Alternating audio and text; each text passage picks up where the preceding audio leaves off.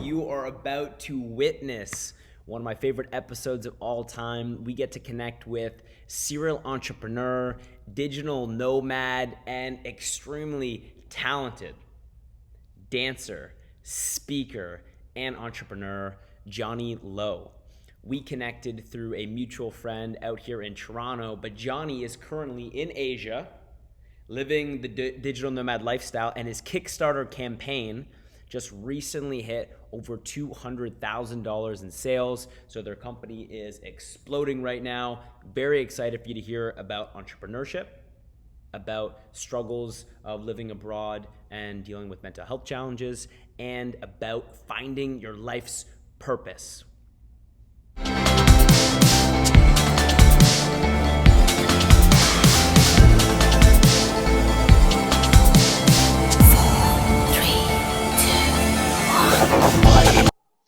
This is Gripped. Johnny, welcome to the show. Good to be here. I have a question for you to start this off. One of my good friends, Dien, I was scrolling through his Instagram, and as I went through his story, I saw that he was dancing on Instagram, and I'm like, what is Dien doing dancing on his Instagram? And then I see the hashtag Groove Accepted, and then I see the tag at Johnny Lowe. So I'm wondering, what is Groove Accepted, and how do you know Dien? That's a great question. So first, Groove Accepted was something that Dien started. I think it was just to get out of his head and just start doing what he loves, which is dancing.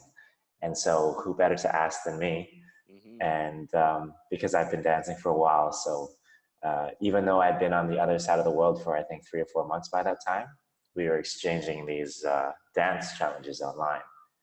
And I occasionally got a few of my dance friends involved as well. But yeah, it was pretty cool.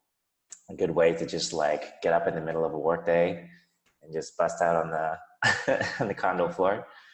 And how I know Dien is we met through a bunch of mutual friends. We went to engineering at Waterloo. And even though we'd never talked or met in university, we eventually did end up meeting, and it was great. Like we connected on things like accountability, purpose, following your passion, and yeah, the rest is history. Awesome. And we'll park some of those themes because I really want to talk to accountability, and I really want to talk to purpose and having a strong why in life. Where I want to start off is you're currently you're living in Malaysia. Yes. Yeah. KL, Malaysia. Okay. And you're heading to China soon to visit manufacturers. Yeah. How did you end up here, man? That's a good question. So I'd always dreamt about traveling and working at the same time. And if I'm sure many people have heard of it, The 4-Hour Workweek by Tim Ferriss. Yep. So I read that back in 2012 when I was still working at a desk job, doing my passion, video production. But reading this book, I'm like, none of this applies to me. Like, I don't know how to start an online business. I have no idea where to start. And in 2015, 2 or 3 years into my video production business as a business partner with my friend Vance, he brought the idea of starting an e-commerce company. So that we started dabbling our feet in that. And then a year later, we launched a really successful Kickstarter project that did nearly $1 million across multiple platforms. So, we were like, all right, we hit it big. Let's take a break and let's live this digital nomad life that people keep talking about. So we booked a trip to Southeast Asia for 6 weeks, Vietnam, Thailand, got a taste of the network and the people that live out there. We booked a trip to Tomorrowland in Belgium, the biggest electronic music festival in the world. and then what was it? And then Burning Man in Reno, Nevada. So we just did we were traveling for at least 3-4 months that year. And Asia was the place to be in terms of just meeting people. Out of all the places, it was the least distracting and had the best network that we found. So we ended up settling in Chiang Mai for a year. What was that first product? That was an Arctic cold brew coffee maker. Yeah, the name is Arctic, so you can look it up, and you can brew cold brew coffee at home. At the time, it was pretty novel, so that's why it did so well. Okay. And tell me a little bit about that, because you found this product, or you thought of the idea for the product, or it was already available but it wasn't being marketed, because now you're doing more work with coffee. So it's good to Yeah, see that that theme's continuing. But how did you first yeah. find that after reading 4 Hour Work Week? Um, I mean, I don't want to get too technical, but basically, we were just looking for kitchenware products, which is the niche that we decided to pursue. And of all the kitchenware products that we had launched originally on Amazon, um, we felt that this product, the cold brew coffee maker, there was a huge opportunity. We looked on Google Trends, and you can use Google Trends to find trends in the market. So when we typed in cold brew coffee maker, there was like this exponential spike Cool. right before our Kickstarter launch. And like, all right, we could take advantage of this instead of just putting it out there on a soft launch. Let's do something bigger on Kickstarter. Okay. And then at this point, it's wildly successful. Millions of dollars is raised on Kickstarter. And then the way that works is you then fulfill those orders, correct? Yeah, yeah, exactly. So we had like, I don't know, 10,000 orders. And uh, yeah, I think we left for Burning Man right when the orders were being fulfilled. So we Oh, were good just, call. there's no internet connection there. So it's like, all right, well, let's hire someone who can help cover all of these customer service issues. So we did find someone, but it was just like, we did our best not to think about it while we were away. Okay. Now you've got millions of dollars of sales. Does that business not continue? So that was one of the big learning lessons that year when we were traveling so much right after a successful product launch. And it's something that not many people talk about, that once you have a really awesome launch, you have to keep pursuing it. You have to keep growing it. So being away for something like 30, 40% of the year was not conducive for that. So we end up investing the money into other business opportunities, not the main coffee business. And we've pretty much ended back at ground zero. So we don't have all the money. We've reinvested most of it into other products that have failed. Mhm. And we should have just focused on the coffee business. And yeah, seen that through. Yeah, I was going to say there almost wouldn't have been a need for this new product at all if you had continued to grow and maintain and invest into something that was being successful. Yeah, yeah, exactly. I mean, the Okay. 4 hour work week is a huge misnomer because you think you can jump right into it right away. And Yeah, I think a lot of entrepreneurs make that mistake of traveling too early before their business is actually established. And that's the same mistake that we made. interesting. Okay. Tell me a little bit about some of the, before we get into really some technicalities, like I want to talk about what it looks like to be an entrepreneur every day. I want to talk about what it feels like to be away from your friends and away from your family, and how that impacts your mental health and how you find time to still do the things that you love. But before we get there, can you just tell us like a story or two over the last couple of years of some really fun or some really cool thing that happened while you were traveling that maybe you wouldn't have been able to experience if you were living that 9 to 5, as you mentioned, being an engineer here in Toronto? Oh man, there's so many. I'm sure Um, there are, really. oh, it's a good one. One of my favorites is I read recently Facebook shows you like, statuses or things that you've taken photos of from previous years. So one of them recently was Burning Man because it just passed. And I had a status that said, 1 week ago, I was watching the sunrise at Burning Man, and there was a dude on top of a narwhal art truck giving people champagne showers as we danced to retro 80s funk music.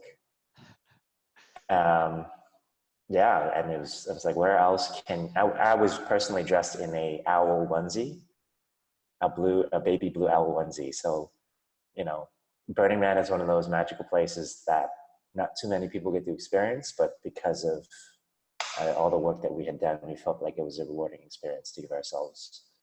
And that was just like mind blowing being Chilling in an owl onesie. there. Yeah. That's Yeah, all. that owl onesie is still here. It's still in Canada, so I want to bust it out for the next one. What did that, if anything, did that experience at Burning Man with your partners? What did that teach you about the man you wanted to be or the man you were being? Did you take anything away from that experience? Yeah, huge. I mean, there's so many workshops. A lot of people associate Burning Man with drugs and partying and all that stuff. And yeah, sure, there is that, but there's, I would say more of it is around this culture of workshops, learning, exploration, self-discovery, self-awareness, mental health.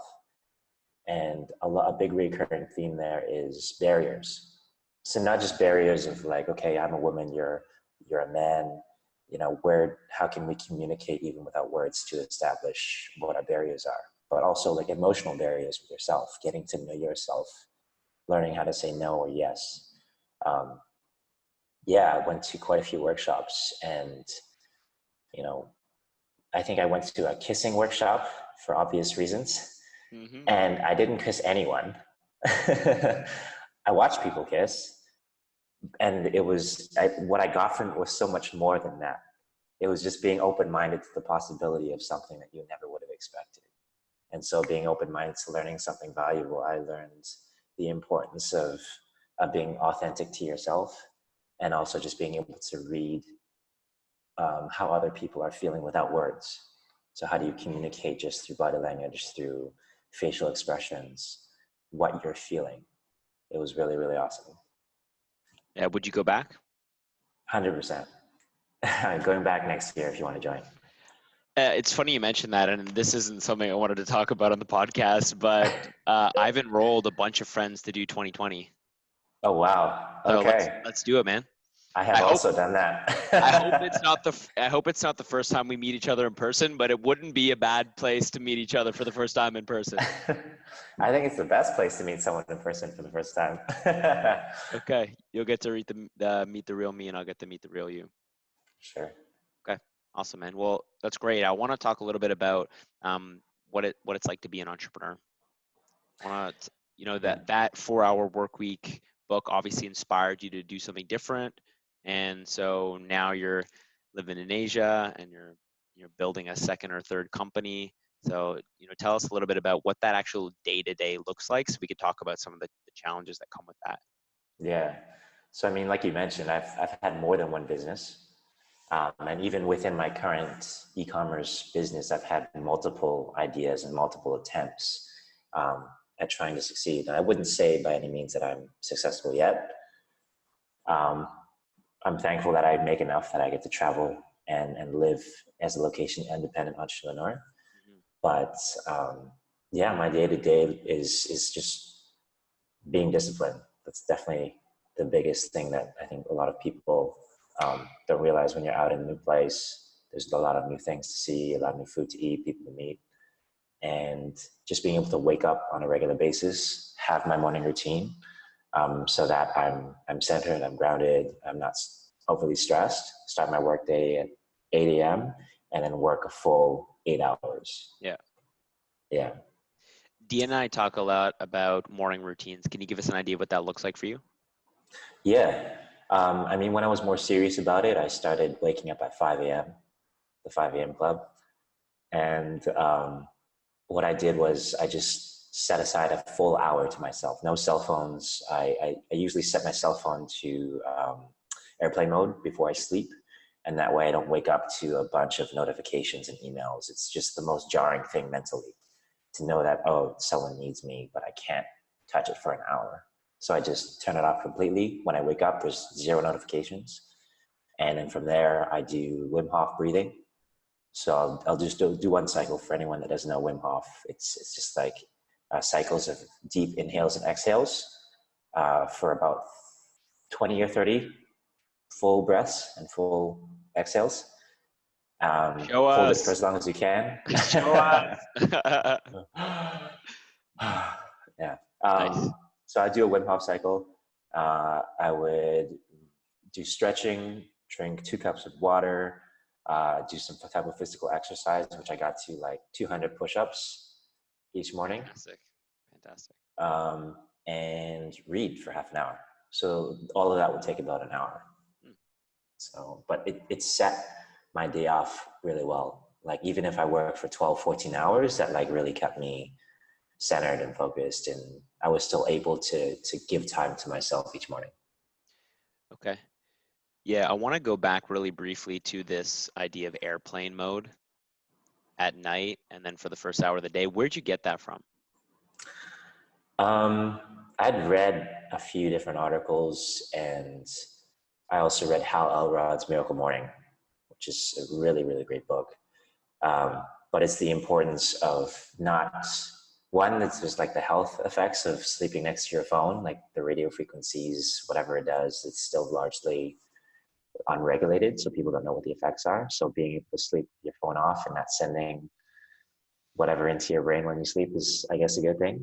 And the other is just, um, yeah, waking up to, or even being interrupted in the middle of the night by a call or by a notification is just, we've never lived like this until recently. So we really don't know the long-term effects of these things. So I was just like, I don't need my phone when I wake up. I don't need it before I sleep. So why not? Let's just give it a try. And it's definitely helped. Okay. Yeah, I recommended that to Dien. The first time I ever heard it was when I was reading Brendan Burchard, a book called Charged. And my roommate and I both do it, and we see amazing results. Do you still do that today? I've been slacking off a bit, but I definitely have to get back into it. What did it mean for you to be able to go that first hour focused on you without the distractions of the world, without the incoming notifications, almost being on like reactive mode? Yeah, that's a good way of putting it. Just not being in reactive mode feels great. And I think for anyone that wakes up and feels the need to answer people, to answer to other people, like they're missing out hugely on this just time when I think is so important for just setting the day right. It has the something you touch on in a book called um, The One Thing. Mm-hmm. uh, Talk about willpower and willpower being a finite resource. A lot of people think you can just call up willpower at any time of the day, but this book describes willpower as like a tank, and it starts full at the beginning of your day each morning. And imagine if you're using that willpower to answer messages in um, responsive mode, then imagine how the rest of your day will look. It's not going to be as focused, not as productive. So that's one of the huge benefits of just setting time aside for yourself in the morning. Yeah, you mentioned that one of the benefits or one of the things that you do really well as an entrepreneur is you're very disciplined. How Yeah, much of how much of what drives you is discipline and how much of what drives you is purpose and your why and what you're trying to accomplish? those two actually go really well hand in hand. I think that purpose gives you it's the compass. So if your compass is pointing north, you know where to go. You might stray from that from time to time, like all entrepreneurs do. But I think the purpose really is your guiding northern star. And regardless of if your business is succeeding or failing, you'll still have that direction. And discipline is just the daily actions that you take. It's the daily steps on that map towards the compass direction. So, you need both, I think, to really succeed in life. And I don't mean from a financial perspective, I mean just from a fulfillment and spiritual perspective, to be able to wake up every day and your purpose tells you where to go. But even if you feel down, you know that your discipline will bring you to the actions you need to take on a day-to-day basis to finally reach that point that you want to go. I think this is really important. When I started this show Gripped, the whole purpose was to interview people and to highlight people that are excited about something, that have purpose, that are gripped by life, that are gripped by an idea or something that they're pursuing. Because the opposite of that is kind of like hopelessness and no direction and not Mm-hmm. understanding where I want to go, and that leads to a lot of mental health challenges.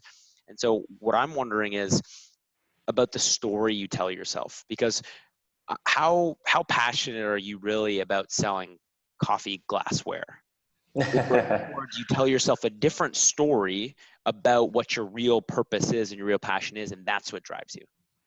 Yeah. To be honest, I only started drinking coffee in November. So I Okay. guess that gives you a good indication of how passionate I am about coffee. I am one of those nerds that likes diving deep. So I'm pretty fascinated by coffee, but to be honest, my true purpose is to create content like you that inspires people, awakens their purpose or their reason to find a passion in their lives. Because I think that's just so much more powerful, something to wake up to.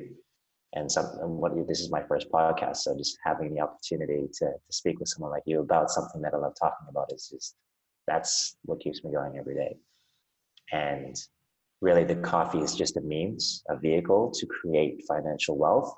And I see finances as just a platform to be able to serve my higher purpose, which is exactly what we're talking about right now.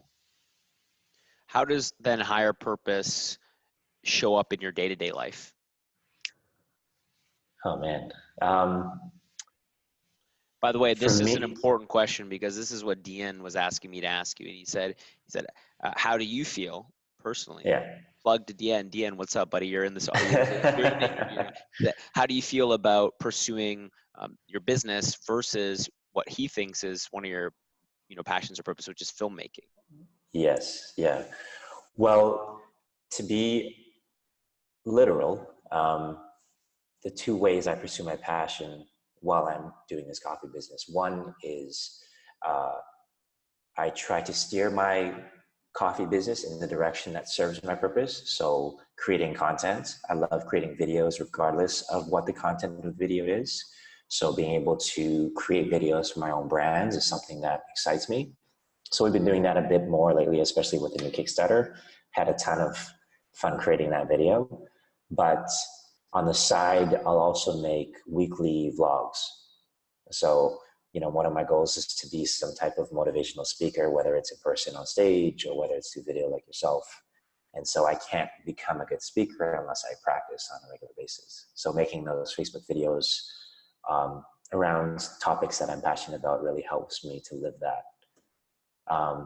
But the last part of it that's not so literal is about 4 years ago, one of my men from the men's circle, um, I told my team that I have trouble waking up in the morning.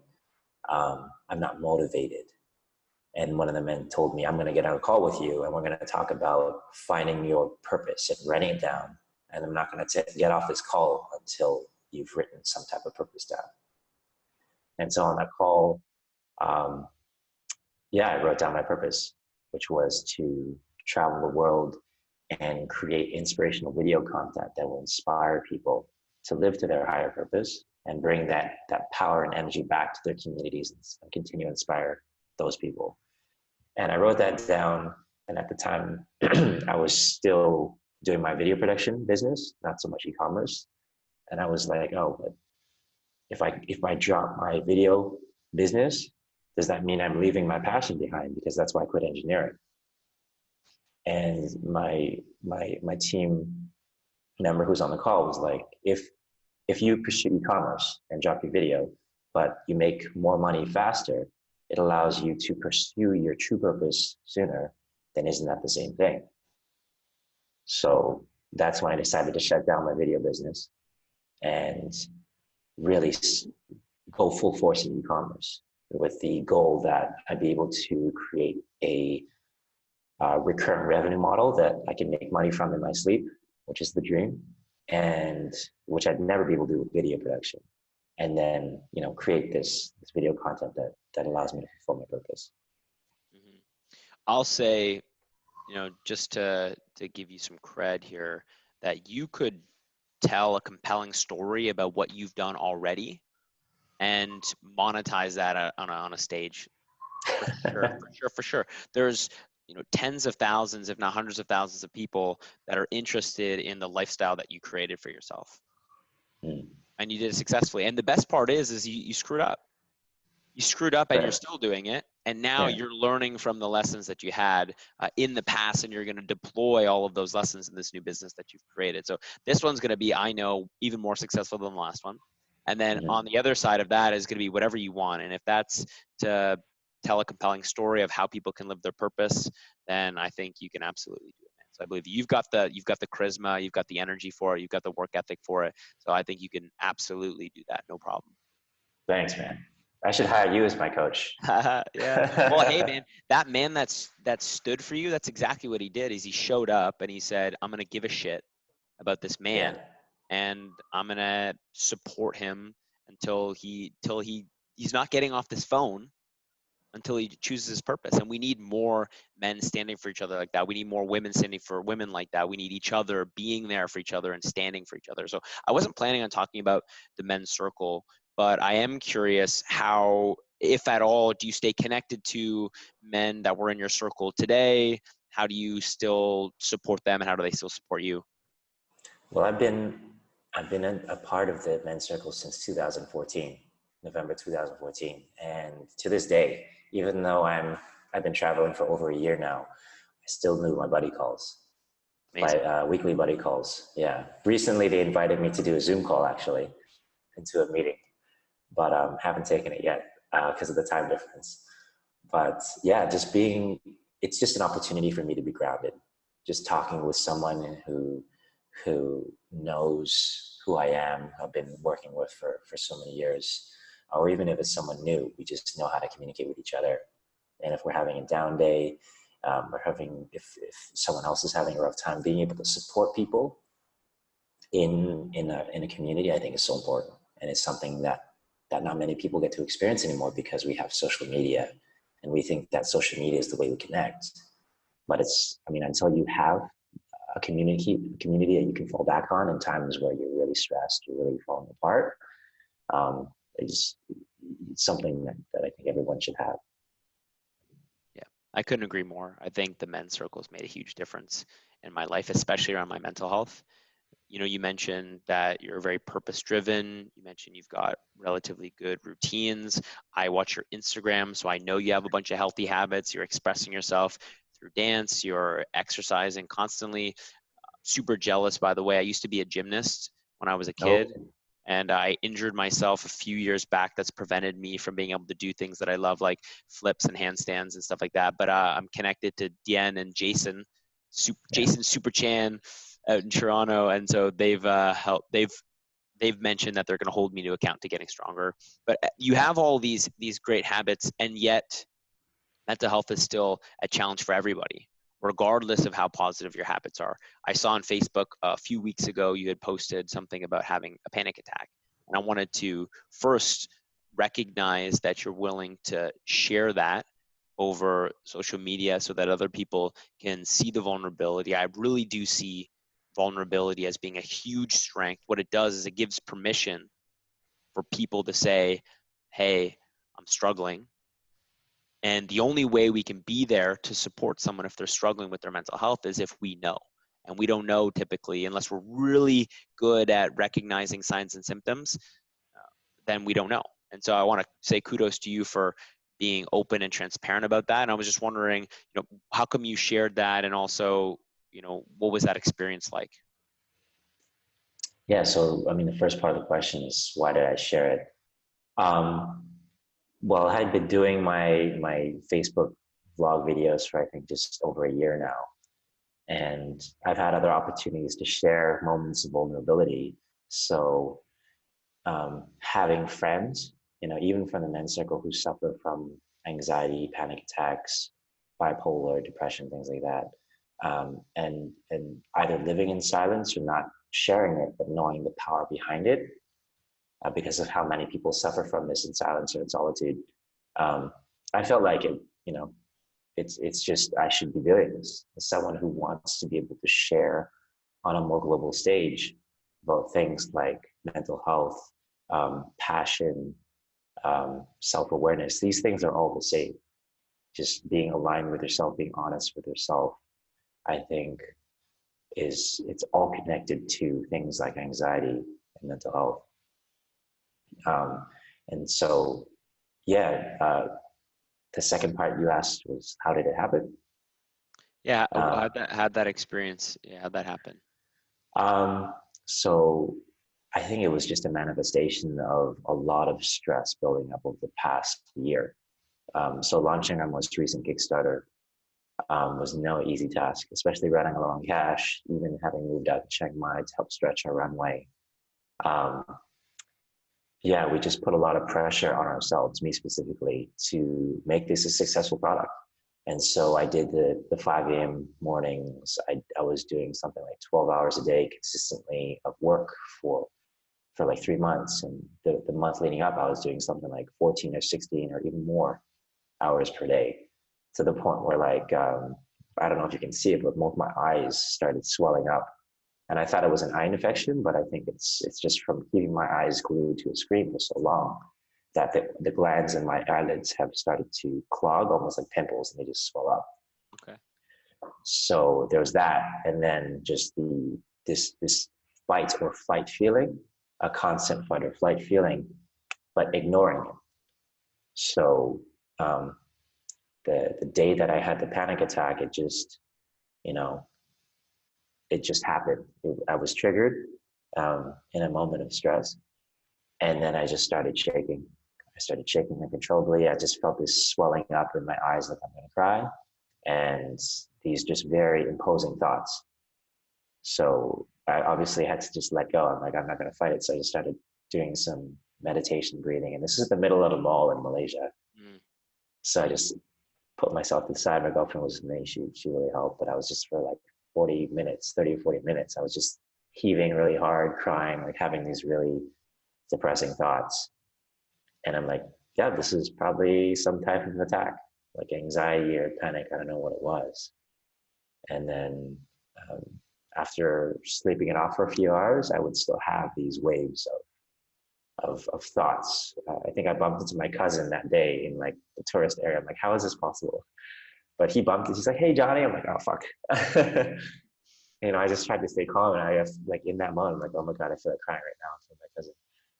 So it was, yeah, I'm just imagining people that go through this in a chronic way. And I have friends that still suffer from this. And I can only imagine, like, this is just a one-time thing for me.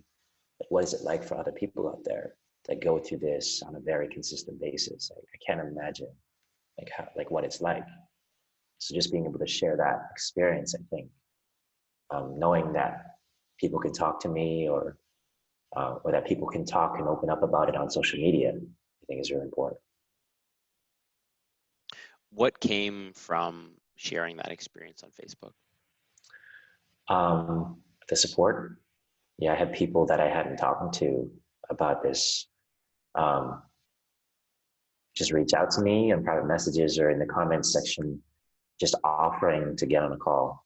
I had men from the men's circle that I hadn't seen in a while as well, and yeah, just offered to have a call with me, and I did take up all of their offers, talked with all of them, and just being able to connect with people, even them sharing with me, they said just having that community and knowing that there are other people um, to share that experience is it helps in the moment when it's happening if you're having an anxiety attack, but it also just helps that you're not alone. Again, I really appreciate you being vulnerable and sharing that. It's challenging to share. There is still, regardless of being in 2019, a ton of stigma that surrounds mental health and mental health challenges. So I want to, again, recognize you for doing that. It gives other people permission. And although it seems like we should be always putting on like our mask that says everything's fine, we're doing great, things are amazing, and it's important to look and be optimistic. But truly, when you're in this place of struggle, if everyone thinks things are great and you're struggling and there's that contrast but nobody knows, then nobody can be there for you. So thanks for doing that, man. Appreciate it. Yeah, no problem. Whatever I could do to I guess get more people out there, not only just acknowledging that they have it, but acknowledging to each other, because I think that community aspect really helps us to heal. So I want to finish off with a couple fun questions, and I don't know if you're open to it, but maybe you'll turn on some music over there and do like 10 seconds or 30 seconds of dancing to kick us off. But Okay. I just had some questions about what you would tell yourself if you had an opportunity to do that.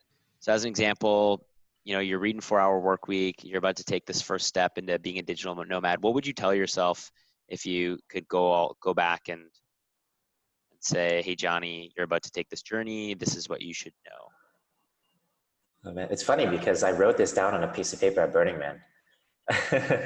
One of the things you can do is you can like go to this thing they call the temple, and you can leave something behind. Oftentimes it's notes to your former selves or notes to someone who's passed away. But for me, I wrote something down like, yeah, believe in yourself. Be willing to make mistakes, and also be willing to let go of mistakes that you're holding on to. And I think it's that cycle of willing to fail, but not let it affect you negatively by holding on to that baggage as you move forward. It's really living in the moment, because it's always going to turn out okay. It's like in Eastern philosophy, they have this saying, "This too shall pass." But it doesn't just mean negative things. It's positive, negative, neutral. Everything will pass. We'll all pass at some point. So if you can embrace that in every aspect of your life, it's going to be okay. Yeah, I remember a couple years ago, I had a friend, Jose. He was talking about Nelly Furtado and how like all good things come to an end. And he said if he could rewrite that, he would just say all things come to an end. Walk me through that as one last thing that I could take selfishly from this conversation. Recently, I made a mistake and I hurt somebody that I really care about. And I can't control them having trust with me again. I can't control them forgiving me, but I do want to let go of how I feel about what happened. And I want to be able to step into a new possibility of just being honorable and getting past what had happened. So you talked about letting go. What does that mean for you, and have you done that in your life? Oh, man. Yeah, letting go comes in many shapes and forms. If it involves other people, and there's there's no longer a bridge for communication, then really it's just, yeah, how do you be at peace with just the way it is, and accepting it, and being complete with the situation. And how that looks for me, it might be anything from meditating on it to journaling about it to sharing with others, how I feel. Um, and if there's an opportunity to still be in communication, then it's just being vulnerable, like you said, just creating from a place of just no judgment, no nothing, just like, hey, this is just me being authentic about the situation. And yeah, like uh, other aspects of letting go are things like failures and mistakes.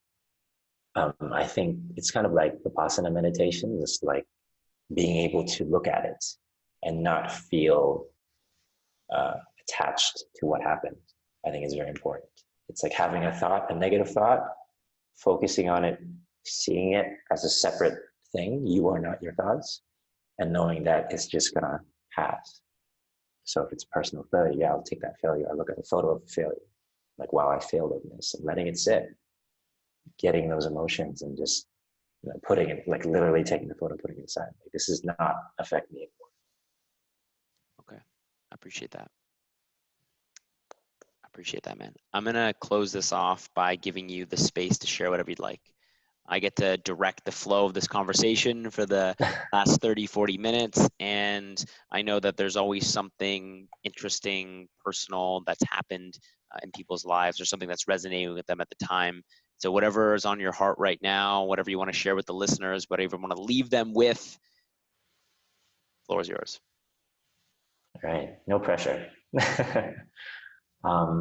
First of all, just thank you so much for inviting me to be on this podcast. Like, it was, many people have asked me sometimes just casually, but you're the first one to follow through. So just being able to share this experience with someone who's equally passionate about something that I really enjoy it's just great to have a conversation.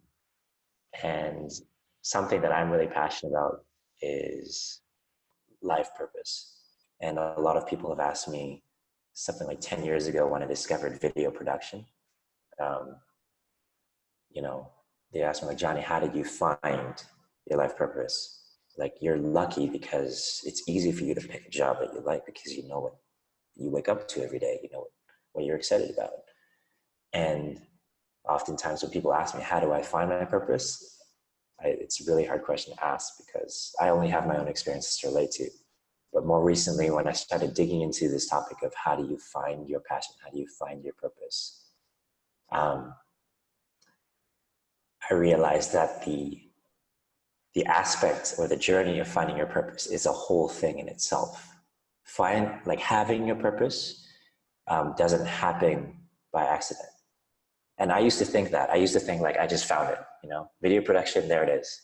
When I look back on my life when I was younger, I did everything. I did art, I did dance, I did piano, singing, sports. I tried being excited and curious about everything that I touched.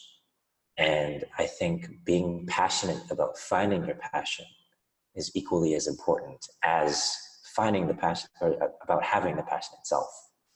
So for anyone out there listening or watching that, wakes up to a mundane life, it's like, what am I doing here? What is my purpose? Which is actually quite common when you reach 30s. Your 30s, a lot of my friends are like quitting their jobs to travel, taking sabbaticals because they're fed up with it, working 10 years now in a desk job.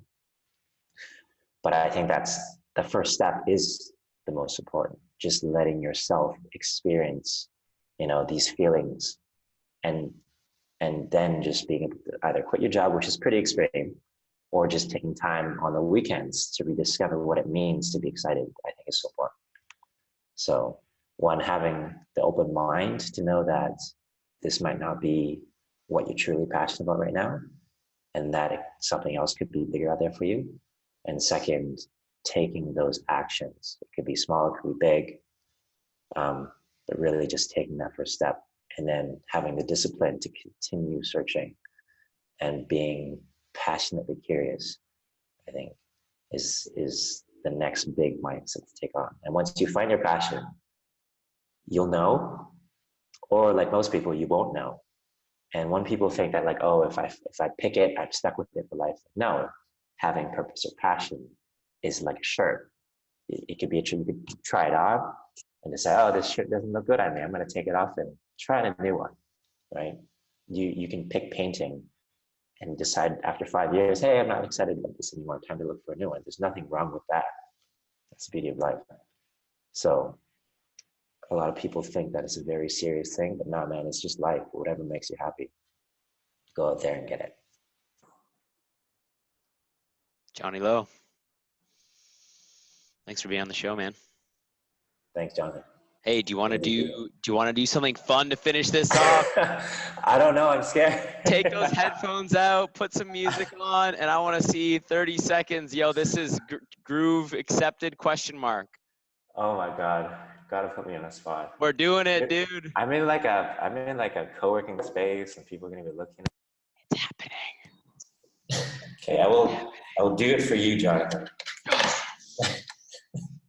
But my speakers on my laptop are kind of broken. It's all good. So I will. If someone walks in on me, to hear it anyway. Hope this video goes viral. Okay.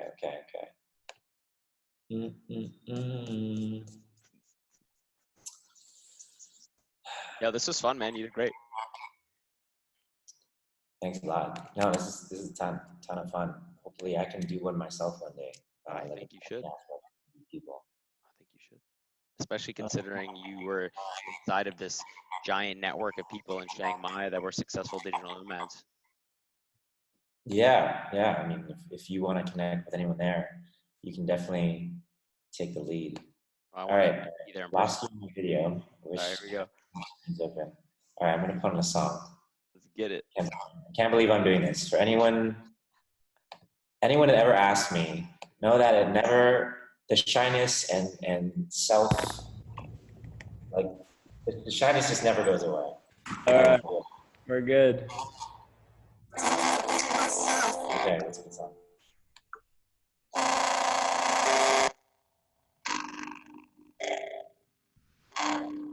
Oh, no, let's choose this one.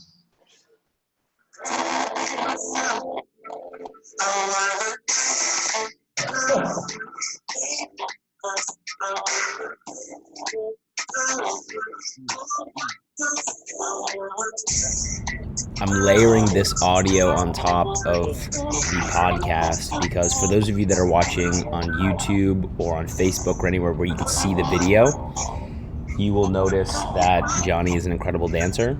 And for those of you that are listening, you can't see it. So I highly recommend that you skip now to a video version of this podcast so you can check it out.